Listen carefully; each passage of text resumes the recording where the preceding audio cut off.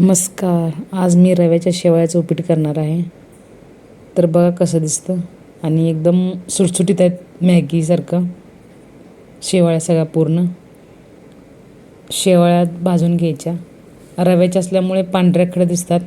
हे अशी ताटं असतात शेवयाचे, मग ते मोडून घ्यायचे. आता याला भाजून घ्यायचं, जरा लालसरपणा येईपर्यंत भाजायचं आणि त्याच्यामध्ये तेल टाकायचं. तेल टाकून खालवर करून घ्यायचं आणि तेल टाकल्यामुळे जरा भाजतात, चांगल्या भाजतात आणि असं मोकळ्या मोकळ्या होतात सगळ्या.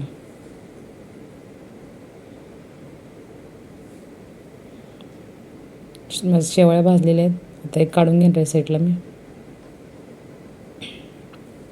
भाजलेल्या आहेत शेवया.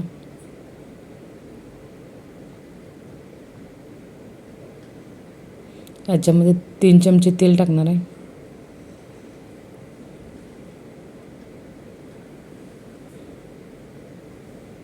शेंगदाणे भाजून घ्यायचे.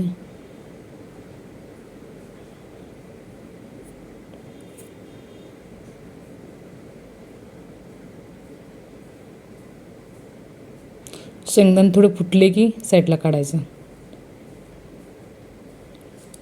मी शेवळ्यावरच काढलेत शेंगदाणे.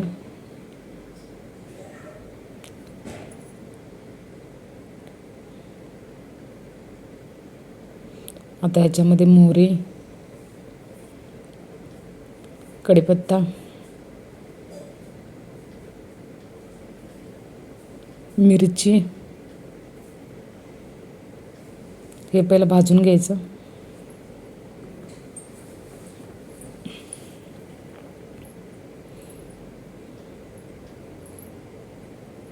हे आता भाजलेलं आहे. ह्याच्यामध्ये आता कांदा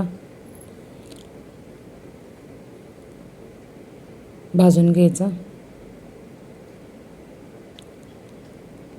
शेवळ्याच्या उपीटसाठी कांदा थोडा कच्चाच ठेवायचा, जास्त भाजायचा नाही, तरच उपीट चव लागतं.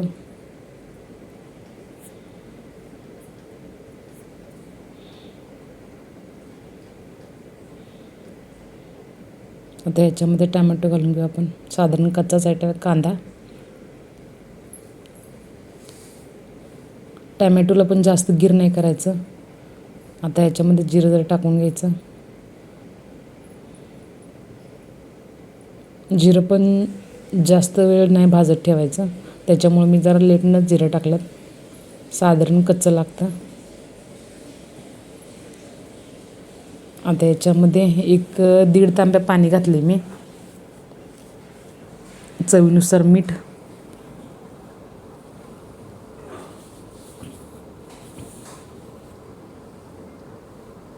मॅगी मसाला. आता याच्यावर झाकून ठेवायची, उकळी देऊन घ्यायची. पाण्याला उकळी आलेली आहे. बघा कसं पाणी उकळलं आहे. आता याच्यामध्ये शेवया घालून घ्यायच्या. पाणी उकळेल घातल्यामुळे काय होते, शेवया लगेच शिजतात आणि अशा फडफडीत होतात शेवया, गिर होत नाहीत.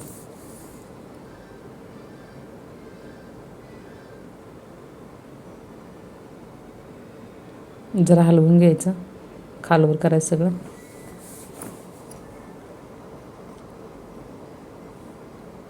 बघा कसं खळाखळा उकळते. आता 5 मिनटं झाकून ठेवायचं. मी टोपून उघडलेलं आहे. पाणी आटलेलं आहे थोडं.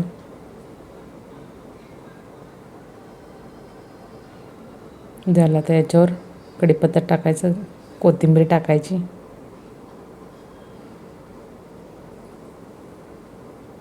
आता हे खायसाठी तयार आहे. याच्यामध्ये थोडं पाणी ठेवलं तरी पण चालतं, नाहीतर असं फडफडीत केलं तरी पण छान लागतं.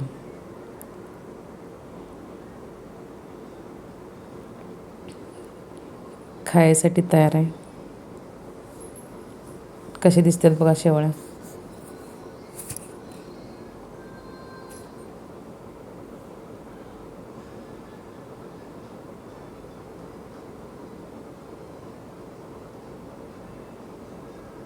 व्हिडिओ आवडल्यास लाईक शेअर कमेंट करा. माझ्या चॅनलला सबस्क्राईब करा असेच नवनवीन व्हिडिओ पाहण्यासाठी.